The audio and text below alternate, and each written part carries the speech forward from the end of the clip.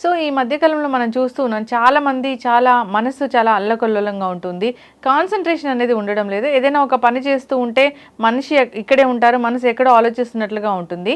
So ఇది ఎందుకు? దీన్ని న్యాచురల్ వేస్‌లో మనం ఎలా కరెక్ట్ చేసుకోవచ్చు? దీని గురించి యోగా ఏం చెప్తుంది? వివరాలు తెలుసుకుందాం. ఈరోజు మనతో పాటు ఉన్నారు ప్రముఖ యోగా గురు యోగిని అరుణాదేవి గారు. మ్యామ్ నమస్తే. నమస్తే. జనరల్‌గా ఈ మధ్య కాలంలో మనం చూస్తూ ఉన్నాం. దేని మీద కాన్సంట్రేషన్ ఉండడం లేదని. సో మీ దగ్గరికే చాలా కేసులు వస్తూ ఉంటాయి. సో మనిషి ఇక్కడే ఉంటారు. కానీ మనసు ఎక్కడో ఉంటుంది. సో ఏ పని చేస్తున్నా ఆ పని మీద కాన్సంట్రేషన్ లేకపోవడము, దాన్ని సమర్థవంతంగా నిర్వహించలేకపోవడము, ఫెయిల్ అవ్వడం కూడా జరుగుతూ ఉంటుంది. సో మనసు ఎందుకు అల్లకల్లోలం అవుతుంది? మనసు ఇక్కడ లేకుండా ఎందుకు పరిపరి విధాలుగా ఆలోచనలోకి వెళుతుంది? మరి ఏం చేయాలి? అందుకే మనసు కోతి లాంటిది అంటారు. అది ఒక చోట ఉండదు. అది ఒకేసారి 100 ఆలోచనలు తీసుకొస్తూ ఉంటుంది. మనసు ఏం చేస్తుంది అంటే చెయ్యి అని చెప్తుంది, చెయ్యొద్దు అని చెప్తుంది, చేస్తే బాగుంటుంది అని చెప్తుంది, ఇది చెయ్యొద్దు, ఇది మంచి పని కాదు అని చెప్తుంది. ఎవరు చూడట్లేదులే చేసే అని చెప్తుంది. ఎవరైనా చూస్తే మళ్ళీ ఎలా అని చెప్తుంది. ఇవన్నీ ఎక్కడి నుంచి వస్తున్నాయి? ఇవన్నీ మీ లోపల నుంచే వస్తున్నాయి. చెయ్యి, చేస్తే మంచిది కాదు, లేకపోతే పర్వాలేదు ఎవరు చూడట్లేదు, ఇవన్నీ మనసులోంచే కదా వచ్చేది. ఈ ఆలోచనలన్నీ మనసులోంచే వస్తున్నాయి. ఇన్ని ఆలోచనలు తీసుకొస్తుంది అది మనసు అనేది. ఇక్కడ ఉండు అంటది, ఉండొద్దు అంటది, ఇది చెయ్యి అంటది, చెయ్యొద్దు అని అంటుంది. సో ఇప్పుడు మనం ఎందుకు, మీరు అడిగిన ప్రశ్న ఏంటి, కాన్సన్ట్రేషన్ ఉండట్లేదు. ఇది వరకు ఇది పిల్లలకు ఉండేది అనమాట. వీడికి అసలు ఏకాగ్రత లేదండి, కాస్త ఏకాగ్రత వచ్చేటట్టు చేయండి, 4 వేయండి, 4 మొటికలు వేస్తే వీరికి మెమరీ పవర్ పెరుగుతుంది అంటే అప్పుడు స్కూల్స్ కానీ పిల్లలకి చెవి మెలిపెట్టడం, తర్వాత గుంజీలు తీయడం, చెవులు పట్టుకొని పనిష్మెంట్, లేట్గా వచ్చిన హోంవర్క్ చేయకపోయినా గుంజీలు తీయడం, తర్వాత నెత్తి మీద కొట్టడం, అంటే గట్టిగా కాదు, బేరింగ్ కొట్టడం. సో ఇట్లాంటివి చేసేవాళ్ళు. తర్వాత వీపు మీద ఇలా చరిచేవాళ్ళు మాట మీద ఎట్లా ఎట్లా ఎట్లా ఎట్లా. సో అది గుర్తొచ్చేది. అంటే ఫోకస్ సాధారణంగా పిల్లలకి అట్లా ఉండేది, వాళ్ళు అట్లా ఉండేది.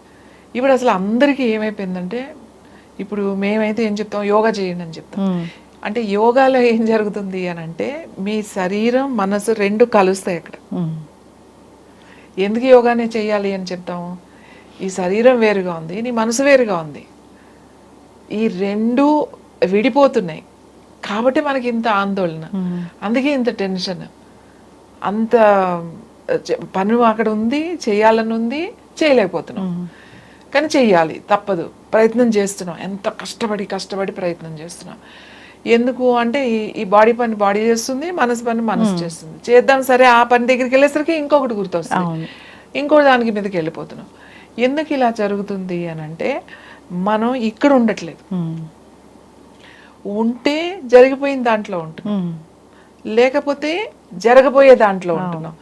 ఇప్పుడు ఏదైనా పని చేస్తే అమ్మో ఇలా అయిపోతుందేమో, ఇప్పుడు ఇక్కడ మనం ఏదైనా చేసేస్తే, వాళ్ళు ఏదన్నా చేసేస్తే నన్ను ఏదైనా అయిపోద్దేమో, భయం, ఏదైనా అయిపోద్దేమో, ఏదైనా జరిగిపోతుందేమో అనే ఒక భయం అన్నమాట. ఈ భయం ఎందుకు వచ్చింది నీకు?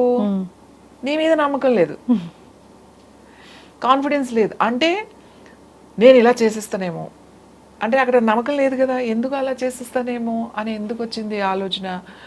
ఎందుకు వచ్చింది అని అంటే, ఇప్పుడు నేను అలా చేస్తే అక్కడ ఇలా అయిపోతుంది, నేను ఫెయిల్ అయిపోతాను, నేను ఫెయిల్ అయిపోతే ఇంకా నా ఫ్యూచర్ అంతా ఇంకా పాడైపోయింది. ఇంకా ఆ ఇంటర్వ్యూకి వెళ్తున్నాను, ఆ ఇంటర్వ్యూలో వాడు సెలెక్ట్ చేయకపోతే ఇంకా నాకు ఫ్యూచర్ లేదు. సో ఇంకా అప్పుడు ఇందులోనే రాలేదు, ఇంత పెద్ద దాంట్లోనే నాకు రాలేదు, పెద్ద సంస్థలో రాలేదు, ఇంకో వస్తే ఏంటి నా లైఫ్, నేను ఇంత కష్టపడ్డాను అందులో వస్తేనే నేను అనేది, నువ్వే నీకు మించిన టార్గెట్ నువ్వు పెట్టేసుకుని ముందే నువ్వు దాన్ని అక్కడికి వెళ్ళిపోయి ముందే వెళ్ళాల్సిన వచ్చినప్పుడు వెళ్ళిపోయి అక్కడ కూర్చుని ముందే నువ్వు ఊహించేస్తే నీకు ఆందోళన మొదలవుతుంది, టెన్షన్ మొదలవుతుంది, స్ట్రెస్ మొదలవుతుంది.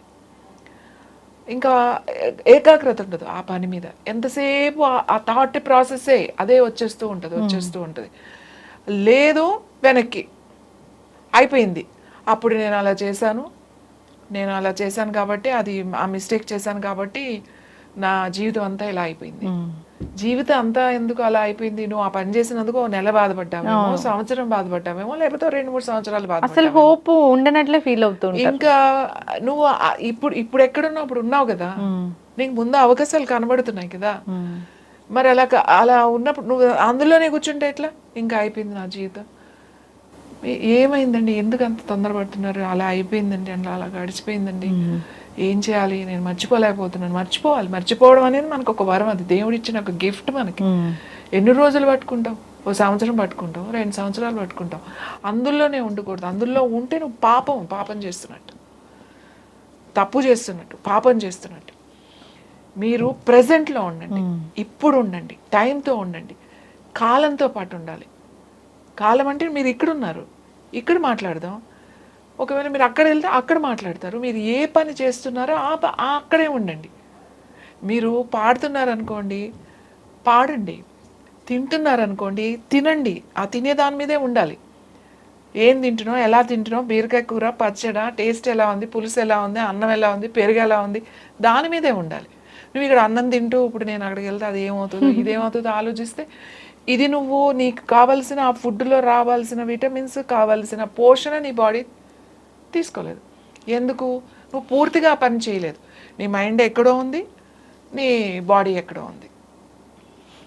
సో పంచప్రాణాలు ఇక్కడ ఉండాలి. ఏ పని చేసినా కూడా అంత ప్రాణం పెట్టి చేయాలి. ఏ పని చేసినా ఇష్టంగా చేయాలి. ఏ పని చేసినా కష్టంతో పని చేయొద్దు. మీరు ఎప్పుడైతే మీరు ఇష్టంతో పని చేశారో, ఎంత కష్టమైన పని అయినా అది అసలు కష్టమనే అనిపించదు. ఎందుకంటే ఇష్టం కాబట్టి. ఆ ఇష్టం అనేది ఉండాలి. ఆ ఇష్టం అనేది ఎప్పుడు వస్తుంది? నమ్మకం ఉండాలి, మన మీద మనకు నమ్మకం ఉండాలి. ఆ కాన్ఫిడెన్స్, ఆ విల్ పవర్ మనం డెవలప్ చేసుకోవాలి. ఎస్, మనం తప్పు చేయట్లేదు, దొంగతనం చేయట్లేదు, ఎవరినో కొట్టట్లేదు, ఎవరి గురించో మనం మాట్లాడట్లేదు, మనం కూర్చుని ఊరికే సోది కబుర్లు చెప్పట్లేదు ఎవరితో. ఒక పని ప్రయత్నం చేస్తున్నాం, మనం చదువుకుంటున్నాం, లేదా ఒక బిజినెస్ చేస్తున్నాం, ఏదో ఉపయోగపడే పని ఏదైనా చేస్తున్నాం, నలుగురు వంట చేస్తున్నాం, ఇంట్లో వంట చేస్తున్నాం, ఏ పని అయినా దాని మీద పెట్టి చేయాలి. ఎప్పుడైతే మనం దాని మీద పెట్టమో మనం ఫ్యూచర్లోకి వెళ్ళిపోతాము, మనం బ్యాక్లోకి వెళ్ళిపోతామో, అప్పుడే మీకు ఏకాగ్రత అనేది పోతుంది.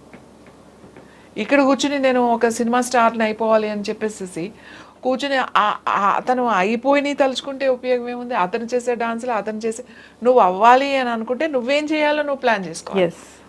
నువ్వు అతనే చేసుకుంటే నీకు ఉపయోగం లేదు. అతను నువ్వు ఆదర్శంగా తీసుకో, కానీ నువ్వేం ప్రయత్నం చేస్తున్నావు? What is the first step ఏంటి? నీ ఫ్యూచర్ ఏంటి? నీ ఇన్కమ్ ఏంటి?